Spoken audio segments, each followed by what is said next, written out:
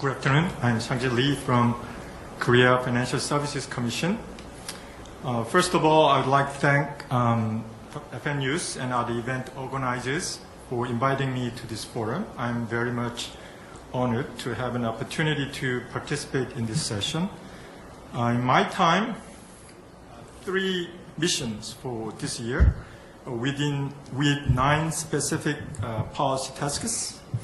These financial policy agenda have been already well explained by FSC Chairman Shin Jae-yoon in his speech this morning and in the Asian Leadership Conference last month, and also by FSC Financial Policy Bureau Director General Ko during his presentation in an economic forum last week. So let me briefly review them one by one.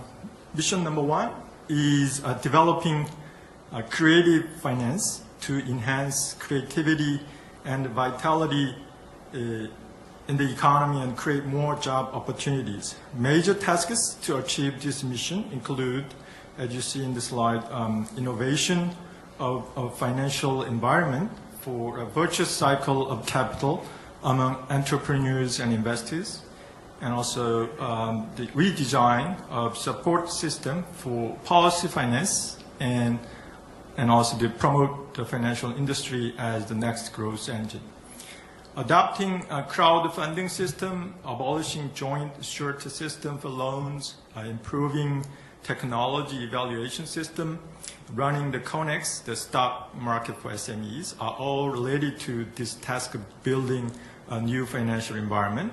As for the policy finance, the current system puts too much focus on the quantitative support alone, so we'll set up a task force to discuss this matter and develop ideas how to re-establish the role of policy finance to support a creative and innovative technology to turn into businesses. Regarding the third task in this mission, we know that the global competitiveness of the South Korean financial services industry is far behind that of the real economy. As a recent report by McKinsey has pointed out, I quote, "The financial services industry in Korea is relatively underdeveloped for a nation of South Korea's wealth and stage of development. While high value-added financial services such as banking and asset management contribute more than 7% of GDP in large financial hubs such as the United Kingdom, Singapore, and Hong Kong, they generate only about 4.7% of South Korean GDP. This means there is room for growth at home and across Asia," unquote. Closing half the financial services GDP gap with the UK means 1% to GDP, or $11 billion in value added, and 160,000 high value jobs, and it can also create positive spread effects on related industries such as legal, accounting, and advertising. We believe that South Korea does have some of the capabilities to make that happen, and FSC will do its best to mobilize those resources. Mission number 2 is in promoting financial inclusion to ensure financial consumers' happiness and safety, and also to engineer a soft landing for household debt and assist debt restructuring and temporary debt relief programs for low-income earners with long-term overdue loans, and also to strengthen financial consumer protection and to ensure the safety of electronic financial transactions are all related to this mission.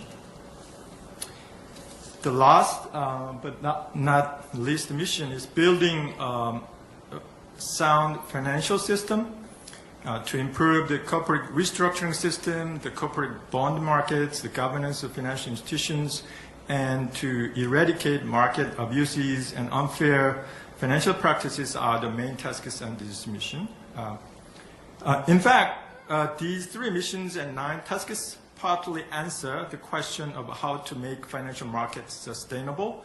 And the remaining time, let me add a few more words, focusing especially on the key steps and policy options for capital markets. As you know, there are lots of benefits when you have deeper domestic capital markets. They improve the economy's ability to absorb shocks and manage financial risks. These benefits to financial stability complement the critical role the capital markets play in efficient resource allocation and in reducing over-reliance on the banking sector for the mobilization of savings and financial intermediation. Diversified capital markets also provide investors with alternative asset classes in times of financial stress. However, developing such markets is not an easy task, but a long-term process that requires proper planning and commitment, as well as appropriate prioritization and sequencing. As capital markets in other emerging markets and developing economies, Korean capital markets have also become more interlinked within the local and global financial systems, but remain shallow and susceptible to changes in investor sentiment and contagion effects. Liquidity sometimes erodes quickly, causing panic sales, resulting in disorderly markets and financial instability. Also, confidence in the market integrity is rather low. Given this current state, if the financial and human resources are sufficient, and if you have an adequate environment with well-developed infrastructures and regulatory and supervisory systems, the financial service industry and the market will be undoubtedly sustainable and prosper. But I don't want to touch the money and talent issues here, but instead focus on the conditions of the market environment to make it sustainable. The key steps or policy options that come up first in my mind are issues like to develop the investor base and to address market illiquidity, to improve key aspects of market infrastructure, and to enhance market integrity and to mitigate systemic risks. And to further develop the investor base, I think that we need to improve the balance across those three categories of investors, domestic retail and institutional investors, and foreign investors. To do that, we could help homegrown IBs and hedge funds become firmly established in the market and encourage pension funds to play a bigger role as a safeguard in the financial markets through their investment.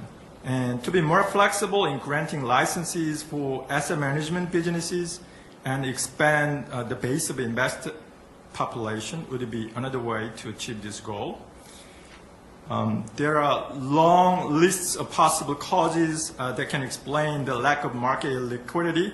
I listed some of them here. Limited free float, a lack of diverse products and participants, the low tolerance for risk, insufficient diversity in investment strategies, a lack of market makers, relatively high friction costs, limited channels for trading, the lack of adequate hedging markets, cyclical and volatile capital inflows, and the list can go on. Public options we can think of to address these issues are to address the savings investment structural imbalances and concentration of ownership, and to expand the scope of market intermediation and participation, and to reform securities lending and borrowing and regulate short selling.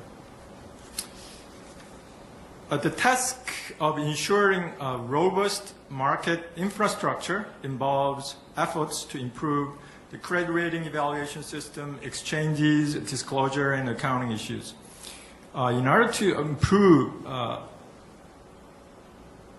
the market integrity, we should eradicate market abuses and unfair practices and enhance financial consumer protection and the safety of electronic financial transactions.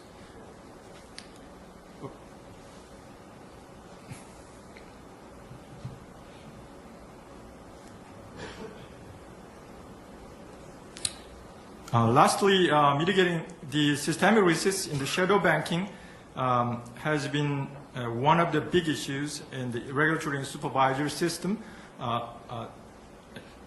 since the global crisis in 2008.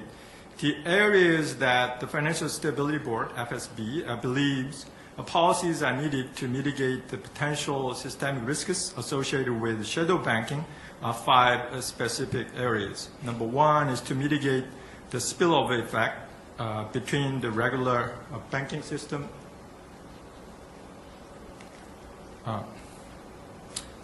regular banking system and the shadow banking system. Number 2, to reduce the susceptibility of money market funds, MMFs, to runs. And number 3, to assess and mitigate systemic risks posed by other shadow banking entities. Number 4, to assess and align the incentives associated with securitization. And number 5, to dampen risks and pro-cyclical incentives associated with secured financing contracts, such as repos and securities lending, that may exacerbate funding strains in times of runs. The final global standards to strengthen oversight and regulation of shadow banking will be reported to G20 leaders in this September meeting.